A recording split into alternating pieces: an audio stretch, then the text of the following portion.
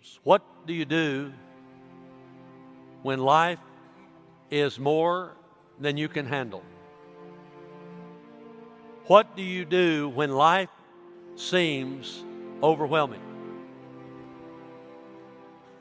What do you do? When you don't know what to do, number one, trust in the Lord. When you don't know what to do, you say, I don't know what to do. I don't know what to do in my marriage. I don't know what to do with these kids. I don't know what to do with my job. I don't know what to do about my health. I don't know what to do about my business. I don't know what to do. I'll tell you what you do. You trust the Lord. When you're under attack, it's easy to think, I can't go on. The lie Satan wants you to believe is, it's not worth it. It's not worth it. You can't keep doing this. His lying voice says, you can't keep going. It's too difficult. You can't do this. That lie is most powerful when you're lonely and tired, when you can barely summon the strength to get up, let alone keep going. Have you ever been there? Maybe you're there now. Don't quit. Don't buy into the lie that you can't make it. God knows what you're going through, and He'll give you the strength to make it. If you quit, you'll never receive the reward. Satan wants you to quit before the harvest. Don't do it. Don't quit. You've tried to share your faith at work, and all they do is reject you. Don't quit. You invited your family to church 100 times. They won't come. Don't give up. You've lived a consistent life at school, and all it earned you is being made fun of. Don't quit. You lost someone or something important. Don't quit. Don't become weary in doing good. For at the proper time, at God's time, there will be a harvest if you don't give up. Don't quit. We have got to get to this place where we refuse to quit. Like, you're not going to like this. Ready? Quit quitting. Quit quitting. I'm watching people in this season quit like nobody's business. We're like quitting everything. We're quitting jobs. We're quitting marriages. We're quitting our relationships. We're quitting our faith. We're quitting church. We're quitting our calling. We're quitting our teams. It's like people are quitting like left and right. Why? Because they are not holding on to their destiny. Come on, you might be one step away from a breakthrough. You might be one day away from victory. You might be one moment away from your 2 Samuel, where all of a sudden you pass the test and now God can promote you into this new space. You see, we don't quit because it's hard. We quit because we lose hope.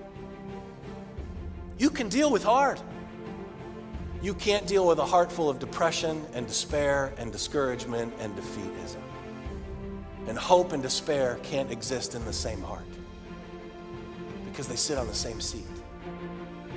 And what happens is we don't see instant results, and so we kind of give up. It's too much for us. We want to follow and see instant fruit. We want to trust and see instant answers. We want to obey and see instant breakthrough. But I think some of this season, God's just saying, will you keep following me even if you don't see results? It's literally an invitation I feel like God's extending. Will you keep following me even if you don't see results? See, nobody can stop you from your destiny. The only thing between you and where God wants you to go is your willingness to strengthen yourself in the Lord, to look for Him for hope instead of the world for despair. Don't quit. When you feel like quitting, don't. When you want to give up, don't. When people don't give you credit, keep going. People may try to discourage you from chasing your dream. Don't quit. They will call you names, they will question your motives, they will attack your family, and they will spread evil gossip. Don't quit. Satan will attack you with all his might. Satan will use people, even people you thought were God's people, Satan will use to speak against you. Don't quit. Keep going. Because you've got something that matters too much to stop now. God's rebuilding process in your life. He's going to give you back everything the enemy took away. You're going to get it all back. God's got a plan and a purpose for you. And with His help, you are going to rebuild your life, and you're going to come back stronger than ever before. You're going to make it. When critics come, When things get difficult, when doubt starts to creep in, don't quit. We all want to be conquerors. We just don't want to conquer anything. We all want to be overcomers. We just don't want any obstacles. We all want to be victorious. We just don't want to have to face any battles. But this is why 2 Timothy 2:13 tells us, if we endure, we will also reign with him. Do you know why we don't reign, experience the victory of God? Because we don't endure. We just quit too fast. Many are convinced that when trials and hardship and opposition come, that means Jesus has abandoned you. In the moment of struggle, it's easy to buy into the lie that Jesus is nowhere to be found, that he's ignoring you, he's left you alone. But true riches is finding his grace, his peace, his mercy, his love, his joy. It's discovering his faithfulness and knowing Jesus is watching over you. And you often find that in the middle of difficulty. In this world, you will have trouble, but take heart. I have overcome the world. You serve a God who is bigger than any problem, difficulty, obstacle, or struggle that you have faced, that you are facing, or you will face. People who come against you need to realize that they're not just coming against you, they're coming against the God who created you and loves you and stands with you and walks with you and will carry you through to the other side. You're on the winning side. James chapter 1, verse 12. Blessed is the man who perseveres under trial, because when he stood the test, he will receive the crown of life God has promised to those who love him. One day, I want to stand beside you in heaven and together receive the crown of life, because when difficult times came, we stayed faithful. If you're going through a struggle, if it feels like everything's going wrong, if life is falling apart and you don't know why, remember this: you can trust him. He's been there. He sees you. You're not alone. Stay faithful, because even when people lie about you, Jesus knows the truth. And because he's been there, and because he sees you, and because he knows the truth, you don't have to fear. God is going to reward your faithfulness. Listen to me. Look at me. You are going to make it through this.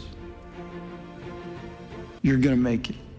And on the other side, you're going to receive the reward God has promised you. I know it feels like you're losing. You feel defeated. But the day is coming when you'll be victorious, and you will stand and declare the faithfulness of your God, and you'll celebrate that he brought you through. Can I just tell some of you just need to hear this today? You're building a great life. You're building a great legacy. You are building a great family right now. You're building a great marriage. You're building a great business. You're a part of building a great kingdom. You're a part of building a great church. Come on. This is not the season to quit. This is the season to strengthen yourself in the Lord and look to him for hope instead of the world for despair. And hear me, this is not a one-time event. It's a lifestyle. It's a daily choice, man. It's called endurance, perseverance, tough-mindedness. You never quit. No matter how impossible the odds, no matter how tough the opponent, how dark the hour, no matter how high the mountain or how difficult the climb, don't quit. Never quit. A mountain climber climbs mountains. He doesn't quit halfway because the climb is difficult or because he's tired. He goes to the top. Are you getting this? Don't quit. Life with Jesus is not guaranteed to be trouble-free. Don't quit the first time there's a problem. You'll still get sick. You'll still have flat tires. There'll still be opposition. When trouble comes, don't quit. Keep moving forward, forgetting what's behind, straining towards what's ahead. I press on towards the goal. This is not the time to quit. This is not the time to sit down and complain. This is not the time to blame everybody else. This is not the time to be offended at God. This is the time for you to look to the Lord for hope in a world full of despair.